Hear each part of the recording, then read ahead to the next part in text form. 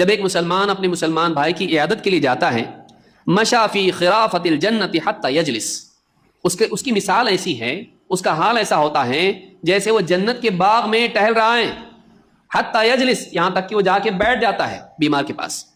فإذا جلس غمرته الرحمة، جب وہ بیمار کے پاس جا کے بیٹھتا ہے تو رحمت اس کو ڈھانپ لیتی ہے۔ بیمار کی عیادت کے لیے جانے والا، اچھا بیمار کی عیادت کیوں جانا؟ نہیں کہ تو ناراض ہوں گا، تو اپنا لسٹ میں آنا چاہیے، ایک بار تو کم سے کم جا کے آنا چاہیے، ہاں، تاکہ اپنا لسٹ میں ٹک ہو جائے، جا کے آیا، میں آیا تھا۔ کس کے لیے جانا؟ اللہ کے لیے جا رہا یا اس کی لسٹ میں آنے کے لیے جا رہا؟ کس کے لیے جا رہا؟ سوچ۔ ڈیفالٹر بیچ میں نہیں آنا چاہیے، اس کے لیے جا رہا، ہاں، جو وہ یاد کرتا کون کون نہیں آیا تو میرا نام اس میں نہیں آنا چاہیے، کر کے جا رہا میں، ثواب کے لیے جا رہا، اس کی ہمدردی میں جا رہا، کیوں؟ سوچ۔ تو جب وہ جاتا ہے، چلتا ہے، تو جب تک چلتا رہتا ہے وہ ایسا ہے جیسے جنت کے باغ میں ٹہل رہا ہے، اور جا کے جب بیٹھتا اس کے پاس، مریض کے پاس، تو رحمت ڈھانپ لیتی ہے اس کو۔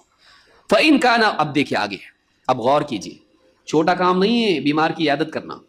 فَإِن كَانَ غُدْوَةً، اگر وہ صبح جائے عیادت کے لیے، صلی علیہ 70,000 ملک حتی یمسی، اگر وہ صبح بیمار سے ملنے جائے 70,000 فرشتے شام تک اس کے لیے دعا کرتے رہتے ہیں۔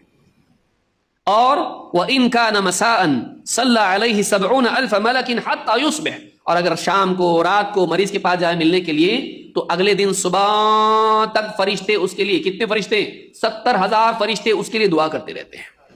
70,000 ملک، امام احمد نے اس کو روایت کیا، اور یہ حدیث ایک دم صحیح روایت ہے۔